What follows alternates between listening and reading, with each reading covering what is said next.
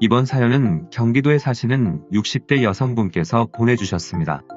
아들 하나만 바라보며 사시다가 아들이 어렵게 결혼한 후 자식의 부탁을 들어주시다가 참다 폭발한 사연입니다. 자식 하나 잘 키워봤자 소용없다는 말, 지금 바로 무슨 일이 있었는지 지금 바로 알아보겠습니다. 안녕하세요. 저는 60대 할머니입니다. 제가 이렇게 사연을 보내게 된 이유는 며느리와 아들놈 때문입니다. 저희 부부는 결혼 후 아이가 생기지 않아서 몇 년 만에 어렵게 아들을 낳았습니다. 아이가 생기지 않다가 몇 년 만에 생긴 아들이라 정말 귀하게 키웠습니다. 금이야 오기야 땅에 내려놓으면 다칠까 그렇게 애지중지 키웠던 아들이었습니다. 지금 생각해보면 자식을 그렇게 키운 저희 부부 잘못도 크다고 생각합니다. 어쨌든 그렇게 아들을 키워서 2년 전에 결혼을 시켰습니다. 저희 남편은 공무원으로 은퇴하여 현재 연금이 나오고 있어서 둘이 사는 데는 큰 불편함이 없이 살고 있고 아들이 결혼을 한다고 하니 반갑기도 했습니다. 빨리 손주를 보고 싶은 마음도 컸고요. 그렇게 결혼 전 며느리 감이라고 집으로 데리고 왔는데 얼굴이 하얗고 몸이 많이 말랐더라고요. 저는 사실 제가 건강이 좋지 않아 아이 낳고도 많이 아팠었고 고생을 많이 해서 조금은 건강한 아이였으면 했지만 아들이 좋다고 하니 저희도 흔쾌히 허락을 했습니다. 며느리는 말이 별로 없을 뿐만 아니라 굉장히 예민했습니다. 저희 집에 오면 음식을 차려줘도 음식에 거의 손도 대지 않고 입맛이 없다고만 했습니다. 하지만 저희 남편과 저는 이해를 하려고 노력했습니다. 사실 기분이 썩 좋지만은 않았지만 요즘이 무슨 조선시대도 아니고 먹고 싶지 않으면 먹지 말라고 말을 했죠. 그렇게 결혼해서 잘 사는 듯 보였어요. 저희도 무슨 행사 때가 아니면 아이들에게 딱히 연락을 하거나 하지 않는 성격이어서 잘 살고 있구나 싶었습니다. 그러던 어느 날 임신을 했다고 전화가 왔습니다. 축하한다고 말을 해주었죠. 정말 고마웠습니다. 적적하던 차에 임신 소식을 들으니 그렇게 반가울 수 없더라고요. 그렇게 아이를 낳았고 찾아가서 산후조리에 보태라고 돈을 조금 주고는 우리는 바로 나왔습니다. 아이는 정말 예뻤는데 며느리 눈치가 보였거든요. 워낙 예민한 아이라 신경이 쓰일까 싶어 바로 나오는데 아들 녀석이 따라 나오더니 아이 낳은 지 얼마 되지도 않았는데 저희에게 아이를 돌봐줄 수 있는지 묻습니다. 그래서 저희가 그랬죠. 아니, 아이 낳은 지 얼마 되지도 않았는데 뭐가 그렇게 급하냐고요. 그랬더니 아들 녀석이 며느리가 직장에서 지금까지 쌓은 것을 한꺼번에 잃어버릴까봐 걱정이 많다고 아이를 너무 빨리 낳은 것 같다고 본인 집에서 애나 보면서 못 산다고 매일 밤 운다고 합니다. 친정 부모님들은 두 분 다 일을 하셔서 아이를 봐주실 수 없으니 엄마가 봐주면 안 되냐고 사정을 합니다. 그래서 저희 부부는 생각해 보겠다고 하고 돌아왔습니다. 집에 와서 상의를 하는데 남편은 반대를 하더라고요. 이제 은퇴하고 둘이 여행 다니면서 그렇게 살고 있는데 몸도 약한 제가 아이를 돌보다가 병이라도 날까봐 걱정이라고 거절하라고 하더라고요. 그리고 남편은 며느리가 워낙 예민해서 아이를 돌보다가 계속 부딪히지 않겠느냐. 그냥 아이 돌보는 사람을 찾으라고 하던지 애 엄마가 직접 보라고 해라라며 심하게 반대를 하더라고요. 그땐 남편 말을 들었어야 했는데 지금 생각해봐도 참 많이 후회가 됩니다. 그 뒤 아들 녀석은 저에게 전화를 계속하여 아이를 돌봐달라고 졸랐고 저도 차마 아들 녀석을 거절하지 못하고 그러겠다고 했습니다. 사실 손주가 눈에 밟혀서 보고 싶은 마음도 컸던 것 같습니다.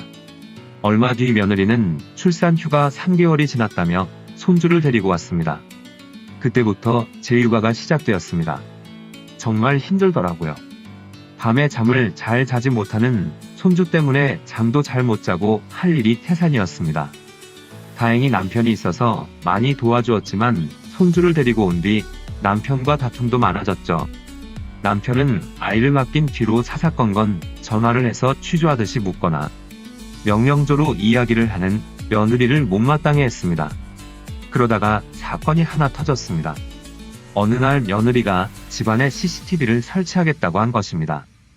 며느리가 말을 참 직설적으로 하는데 그날도 남편과 저를 보며 어머니, 며칠 후에 CCTV 설치하는 분이 올 거예요. 그럼 안방이랑 거실에 설치하시면 돼요. 라고 말을 했던 것이죠. 이 말을 듣고 있던 남편은 그동안 참았던 것이 터진 것처럼 화를 내기 시작했습니다. 이 집이 니네 집이냐고요. 누구 맘대로 CCTV를 설치하냐고요. 그런데 며느리의 그 다음 말이 더 가관도 아니었습니다. 아니, 저는 어머님이 제 이야기를 잘못 알아들어서 보면서 설명하려고 그랬죠. 그런데 왜 화를 내시는 거예요?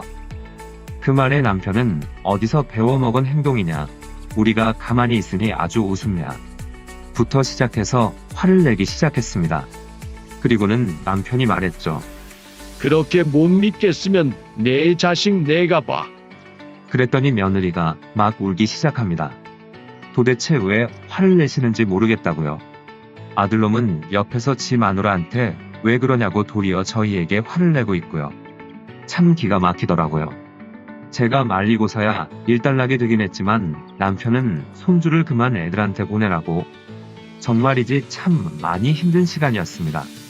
며느리가 예민한 줄은 알았는데 직접 부딪혀보니 상상했던 것보다 훨씬 심한 정도였습니다.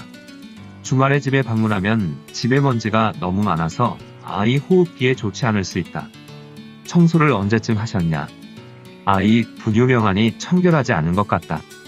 환기는 제때 시키고 있는 거 맞느냐? 라며 무슨 검사관이 조사하듯이 말을 했습니다. 방바닥에 머리카락 하나 떨어져 있는 꼴을 보지를 못하고 아이가 먹으면 어떡하냐고 제게 잔소리를 하더군요. 그때쯤 저도 인내심이 바닥을 보이고 있었던 시기라 며느리에게 말했습니다. 나는 청결하지도 못하고 부지런하지도 못해서 못 키우겠으니 내 자식 내가 데려가서 키우라고요. 그랬더니 며느리가 저보고 그럽니다. 어머님, 아버님이 돈이 많으셔서 유산 주실 게 많이 있으시면 저도 집에서 애만 보고 살고 싶어요. 근데 어머님이 아들이 능력이 안 되어서 제가 돈을 못 벌면 집은 언제 사고 애는 무슨 돈으로 키워요? 다른 집들은 시부모님이 집 사주셔서 시작부터가 달라요. 라며 저에게 도끼를 품고 말을 하더라고요. 아들놈은 옆에서 가만히 보고만 있고요. 진짜 기가 막히더라고요. 아니, 요즘 애들은 다 이런 건가요? 그날 아들 며느리 보내고 남편 붙잡고 한참을 울었네요.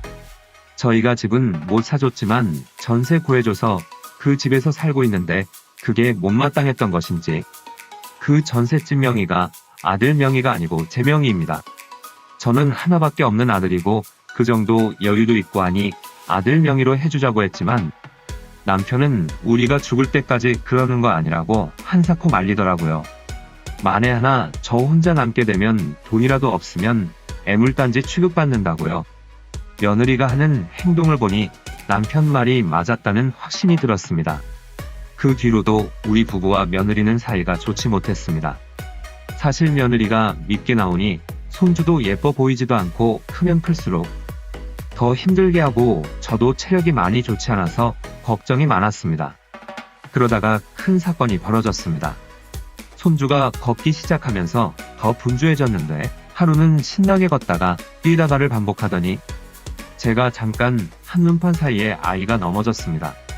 넘어지면서 바닥에 있던 장난감에 이마를 부딪혔는지 이마가 찢어지는 사고가 발생했습니다. 아이는 자지러지게 울지 이마에 피는 흥건하지. 정말이지 남편과 어찌할 바를 모르겠더라고요. 그렇게 정신 차리고 병원에 데려가서 아이 이마 상처를 소독하고 왔습니다. 의사가 큰일 아니라고 괜찮다며 많이 놀라셨겠다며 저희 부부를 위로하는데 저도 모르게 눈물이 나더라고요. 그렇게 의사가 괜찮다고 하는 소리를 듣고 아들에게 전화를 했습니다. 다쳐서 병원에 왔다고요. 괜찮으니 너무 걱정하지 말라는 말까지 했습니다.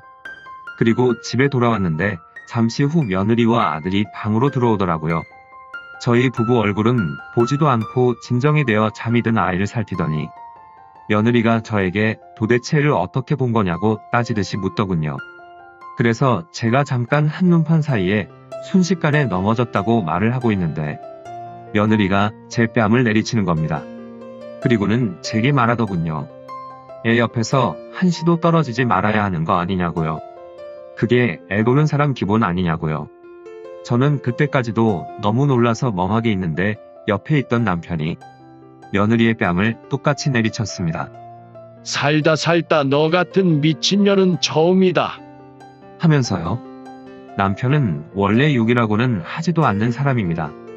그런 남편이 욕을 하며 며느리와 아들에게 꺼지라고 했습니다. 앞으로는 너희들 안 보고 살아도 되니까 당장 나가라고요. 그 와중에 아들놈은 지 마누라 왜 때리냐고 남편에게 대들고, 막장도 이런 막장이 어디 있습니까? 자식 잘못 키운 저희 잘못이죠. 그렇게 그날 밤 잘 먹지도 않은 소주를 사다 놓고 둘이 마시면서 밤새 울었습니다. 그리고 남편이 말하더군요. 그냥 자식 없는 셈 치자고요. 며느리 욕할 필요도 없다고, 자식 잘못 키운 우리 잘못이라고.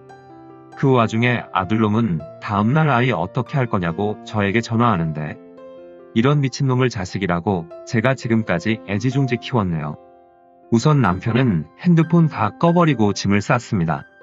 저희가 돈이 없는 것도 아니고 지금 있는 돈이면 앞으로 충분히 먹고 살 정도는 되니까 그냥 저희 둘이 살기로 결정을 했습니다. 그리고 부동산에 전화를 해서 아들놈이 전세로 살고 있는 집 전세를 빼달라고 했습니다.